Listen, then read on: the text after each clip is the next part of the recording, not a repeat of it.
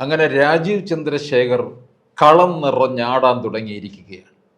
ഇത് കേരളത്തിലെ രണ്ട് മുന്നണികളെയും അല്പം ഭയപ്പാടിലുമാണ് നിർത്തിയിരിക്കുന്നത്. പ്രത്യേകിച്ച് മുനമ്പം വിഷയത്തിൽ രാജീവ് ചന്ദ്രശേഖർ നേടിയ വിജയമെന്ന് പറയുന്നത് ആരെയും അസൂയപ്പെടുത്തുന്ന തരത്തിലുള്ളതാണ്. അവിടെ നേടിയതൊരു മതേതര വിജയം തന്നെയാണ്. ആ വിജയത്തെ തുടർന്ന് BJPക്ക് ലഭിക്കാൻ പോകുന്ന നേട്ടം വളരെ വലുതാണ്. അതായത് കേരളത്തിലെ ന്യൂനപക്ഷ സമുദായത്തെ, ക്രൈസ്തവ വിഭാഗം ഒന്നടങ്കം രാജീവ് ചന്ദ്രശേഖറിൻ്റെ അടുക്കിലേക്ക് വരികയാണ്. ഇപ്പോൾ സുരേഷ് ഗോപി തന്നെ തൃശ്ശൂരിൽ നേടിയ വിജയം, അതിൽ ക്രൈസ്തവ വിഭാഗത്തിന് വലിയ പങ്കുണ്ട്. അവിടുത്തെ സഭയും വിശ്വാസികളുമായിട്ട് സുരേഷ് ഗോപി വളരെ അടുപ്പമാണ് സ്ഥാപിച്ചത്. 2019 മത്സരിച്ച് പരാജയമുണ്ടായിട്ടും അദ്ദേഹം അവിടെ നിന്ന് കെട്ടുകെട്ടിപ്പോയില്ല. മറിച്ച് ആ മണ്ഡലത്തിൽ തന്നെ തങ്ങിക്കൊണ്ട് അവിടുത്തെ പ്രശ്നങ്ങളിൽ ഇടപെട്ടു. പ്രത്യേകിച്ച് കരുവന്നൂർ ബാങ്ക് തട്ടിപ്പിൽ അതിശക്തമായിട്ട് ജനങ്ങളോടൊപ്പം നിന്ന് പ്രതിഷേധ രംഗത്ത് നിറഞ്ഞു നിൽക്കുകയും ചെയ്തു. അതിൻ്റെ ഫലമാണ് സുരേഷ് ഗോപിക്ക് അവിടെ നിന്ന് കിട്ടിയത്. ആ വിജയം മറ്റ് മണ്ഡലങ്ങളിലേക്ക് കൂടി വ്യാപിപ്പിക്കുക എന്നുള്ളതാണ് രാജീവ് ചന്ദ്രശേഖർ ലക്ഷ്യം വയ്ക്കുന്നത്. അതിനുവേണ്ടി ക്രൈസ്തവ വിഭാഗത്തെ കൂടുതൽ ചേർത്ത് നിർത്തണം. പ്രധാനപ്പെട്ട നേതാക്കന്മാരെ ഒക്കെ തന്നെ, പ്രത്യേകിച്ച് ക്രൈസ്തവരായിട്ടുള്ളവരെ മുൻനിരയിലേക്ക് കൊണ്ടുവരിക. ഏതാണ്ട് രാജീവ് ചന്ദ്രശേഖർ ഇപ്പോൾ നിയമസഭാ തെരഞ്ഞെടുപ്പിൻ്റെ കാര്യങ്ങളിലേക്ക് വരെ തൻ്റെ പ്രവർത്തനങ്ങൾ വ്യാപിപ്പിച്ചിരിക്കുകയാണ്. അതിനുള്ള ഒരുക്കം തുടങ്ങിക്കഴിഞ്ഞിരിക്കുകയാണ്. 40 മണ്ഡലങ്ങൾ കേന്ദ്രീകരിച്ചുകൊണ്ടാണ് പ്രവർത്തനം. അതുകൂടാതെ 40 മണ്ഡലങ്ങളിൽ ക്രൈസ്തവ സ്ഥാനാർത്ഥികളെ ഇറക്കും എന്നാണ് അദ്ദേഹം പറഞ്ഞിരിക്കുന്നത്. അതിനുവേണ്ടിയുള്ള സ്ഥാനാർത്ഥികളെ കണ്ടെത്തുന്നതിനുള്ള തീവ്രമായ ശ്രമമാണിപ്പോൾ രാജീവ് നടത്തിക്കൊണ്ടിരിക്കുന്നത്. അത് ഇപ്പോൾ ഈ മുനമ്പം വിഷയത്തിലും വഖഫ് ഭേദഗതി ബില്ലിൻ്റെ കാര്യത്തിലും ഷോൺ ജോർജ് ഉണ്ടാക്കിയെടുത്ത ഒരു മൈലേജ് എന്ന് പറയുന്നത് വളരെ വലുതാണ്. സഭയെയും അതുപോലെ തന്നെ വിശ്വാസികൾക്കും അദ്ദേഹം പറഞ്ഞു മനസ്സിലാക്കി കൊടുത്തു.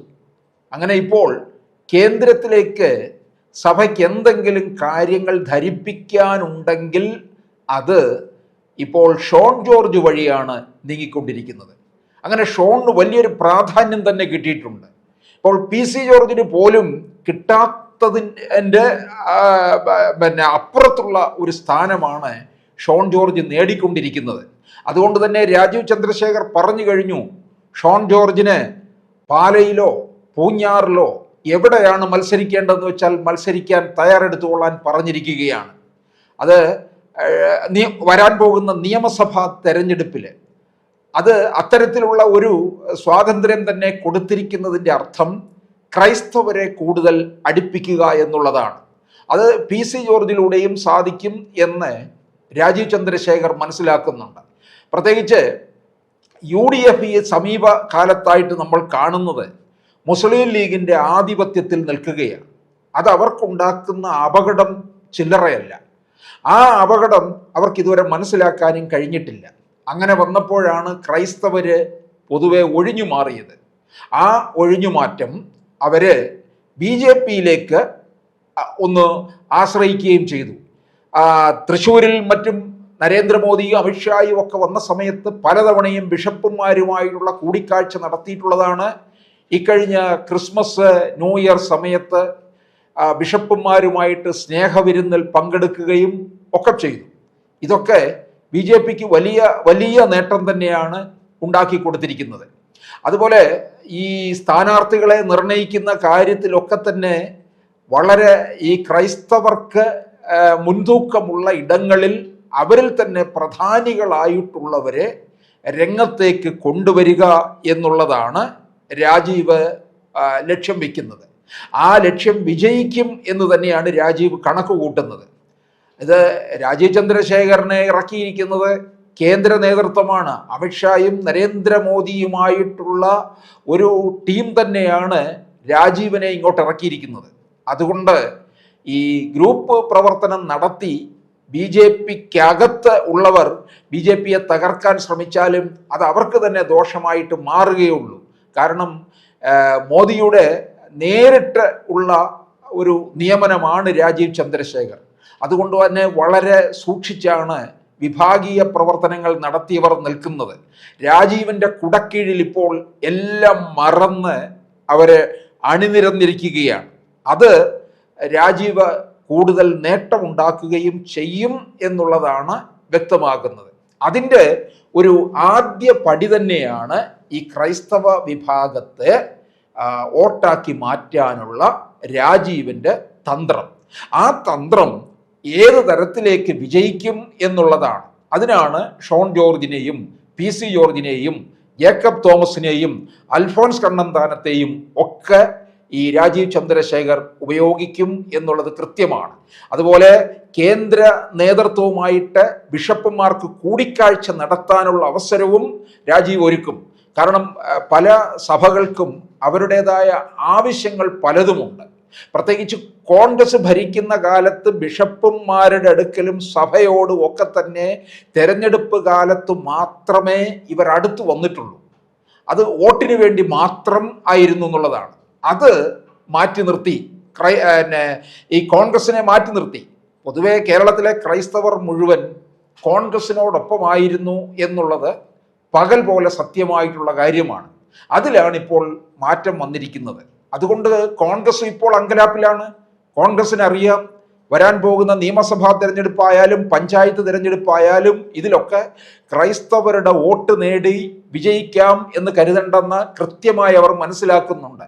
രാജീവ് ചന്ദ്രശേഖർ ഈ വരാൻ പോകുന്ന തദ്ദേശ തെരഞ്ഞെടുപ്പിലേക്കുള്ള തന്ത്രങ്ങളാണ് ആവിഷ്കരിച്ച് തുടങ്ങിയിരിക്കുന്നത്. ഈ താഴെ തട്ടിലുള്ള ഒരു പ്രവർത്തനം അവിടുന്ന് തുടങ്ങാൻ കഴിയും. അപ്പോൾ ക്രൈസ്തവരുടെ മുഴുവൻ വോട്ട് അവിടെ സമാഹരിക്കുക, അത് ഏത് തരത്തിലായിരിക്കും പിന്നീട് നിയമസഭയിലേക്ക് പ്രതിഫലിക്കുക എന്നുള്ളതും ഈ തെരഞ്ഞെടുപ്പ് കഴിയുന്ന സമയത്ത് അറിയാൻ കഴിയുമെന്നുള്ളതാണ്. അതുകൊണ്ട് ഈ ഒരു വലിയ കൂട്ടുകെട്ടായിരിക്കും കാര്യങ്ങൾ പോവുക.